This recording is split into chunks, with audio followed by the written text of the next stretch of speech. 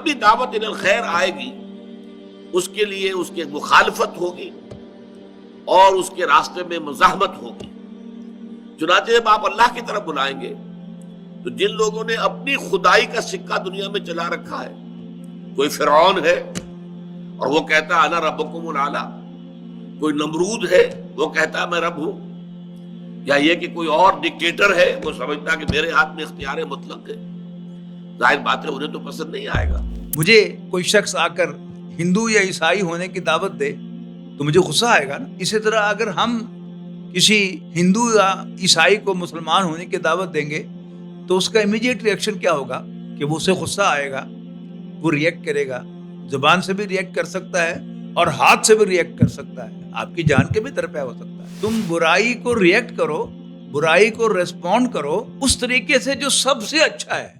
بسم اللہ الرحمن الرحیم، والصلاۃ والسلام علی سید الانبیاء والمرسلین۔ سورۃ حامیم السجدہ، جس کا دوسرا نام سورۃ فصلت ہے، اس میں آیت نمبر 33 کے اندر اللہ تعالیٰ نے فرمایا وَمَنْ أَحْسَنُ قَوْلًا مِّمَّنْ دَعَا إِلَى اللَّهِ، اس سے بہتر بات کس کی ہے کہ جو اللہ کی طرف بلائے۔ یعنی یہ زبان تو اللہ تعالیٰ نے تمام انسانوں کو دی ہے، یہ ہونٹ بھی عطا کیے ہیں، تالو بھی دیا ہے اور اعلیٰ صوت بھی دیا ہے، لیرنگس، اس میں سے آواز نکلتی ہے اور مختلف اونچی آواز، بھاری آواز، ہلکی آواز، سریلی آواز، اور پھر ہمارا منہ کا جو سارا اپریٹس ہے یہ اس آواز کو الفاظ عطا کرتا ہے۔ تو یہ تو سب کچھ اللہ نے عطا کیا ہر ایک کو، لیکن اس فونیٹک اپریٹس کا بہترین استعمال وہ شخص کر رہا ہے کہ جو اس سے لوگوں کو اللہ کی طرف بلا رہا ہے۔ اللہ تعالیٰ کی طرف بلانے کے بھی کئی معنی ہیں۔ جو اللہ کو نہیں مانتا اسے کنونس کر رہا ہے کہ اللہ کو مانو، جو کنارے کنارے رہ کر اللہ کو مان رہا ہے اسے بیچ منجھدار میں آنے کی دعوت دینا، کہ کوئی شخص اللہ کو اپنا خالق تو مان رہا ہے، worthy of worship، الہ بھی مان رہا ہے، اور اس کے لیے جو مراسم عبودیت ہیں وہ بھی بجا لا رہا ہے، نماز بھی پڑھ رہا ہے، روزہ بھی رکھ رہا ہے، حج اور زکوٰۃ بھی کر رہا ہے، لیکن اللہ تعالیٰ کی بندگی میں نہیں آ رہا، تو اس کو کھینچنا کہ آؤ تم بھی اللہ کے بندے بن جاؤ، جس کا کھاتے ہو اس کے وفادار بن جاؤ، اس کے لیے مار کھانے والے بن جاؤ۔ تو یہ کیا ہے؟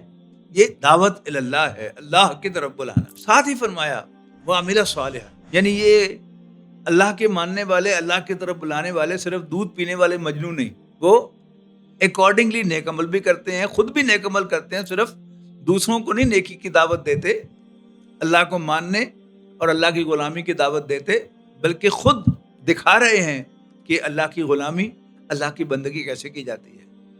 وقال اننی من المسلمین، اور وہ کہتے ہیں کہ میں بھی مسلمانوں میں سے ہوں۔ جب انسان دین کا خادم بنتا ہے تو اس پر شیطان ایک بھوت سوار کر دیتا ہے کہ میں باقیوں سے اعلیٰ ہوں، میں کوئی خاص مخلوق ہوں، نہیں۔ وقال اننی من المسلمین، اور وہ کہے کہ میں مسلمانوں ہی میں سے ہوں، اللہ کے فرمانبرداروں میں سے ہوں۔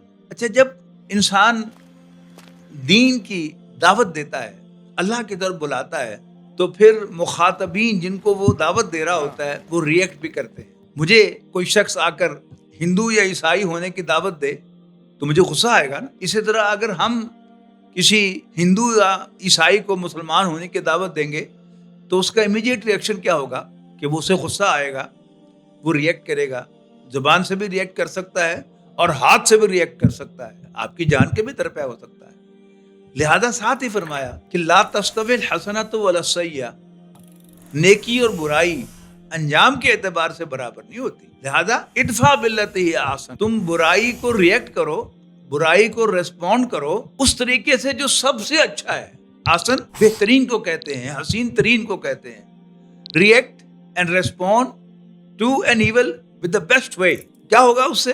فَإِذَا الَّذِي بَيْنَكَ وَبَيْنَهُ عَدَاوَةٌ كَأَنَّهُ وَلِيٌّ حَمِيمٌ، کہ جس کے اور تمہارے درمیان دشمنی اور عداوت تھی وہ ایسے ہو جائے گا جیسے تمہارا جگری یار ہو۔ ولی دوست کو کہتے ہیں، حمیم گرم دوست، جگری یار، لیکن یہ کام آسان نہیں ہے۔ لہذا اگلی آیت میں فرمایا کہ یہ مقام نہیں ملتا مگر ان کو جو صبر کرتے ہیں، جھیلتے اور برداشت کرتے ہیں، اور اس مقام کو نہیں پہنچ سکتے جو بڑے نصیب والے ہیں۔ یعنی دو چیزیں چاہیے، انسان کی اپنی ہمت، پھر اللہ تعالیٰ کی طرف سے توفیق ہوگی، تب انسان برائی کا جواب نیکی سے دے سکے گا۔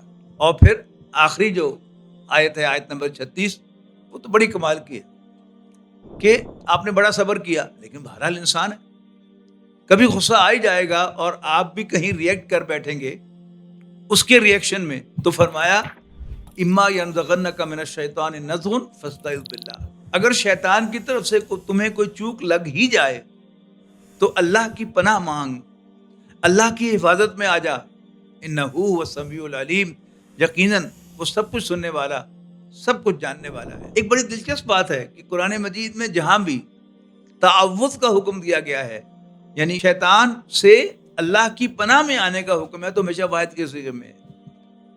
ہم سب کو یاد ہیں آخری 2 صورتیں، قل اعوذ برب الفلق، یہاں بھی واحد کا صیغہ ہے، قل اعوذ برب الناس. پھر یہ آیت جو ہم ڈسکس کر رہے ہیں وہاں بھی واحد کے صیغے میں کہا گیا. سورۃ نحل میں کہا گیا نبی اکرم صلی اللہ علیہ وسلم سے خطاب کرتے ہوئے کہ جب بھی آپ قرآن پڑھیں تو شیطان مردود سے اللہ کی حفاظت میں ضرور آ جایا کریں. سورہ مومنون میں فرمایا گیا قل انی اعوذ بک من ہمزات الشیاطین، اے نبی کہو کہ اے میرے رب میں شیطانوں کے کچوکوں سے تیری پناہ میں آتا ہوں، واعوذ بک ربی ان یحضرون، اور میں اس سے بھی تیری پناہ میں آتا ہوں کہ شیطان میرے قریب بھی پھٹکیں. اللہ تعالیٰ سے دعا ہے کہ اللہ تعالیٰ ہمیں اپنے پسندیدہ بندوں کا رویہ اختیار کرنے کی توفیق عطا فرمائے. آخر دعوانا الحمدللہ رب العالمین.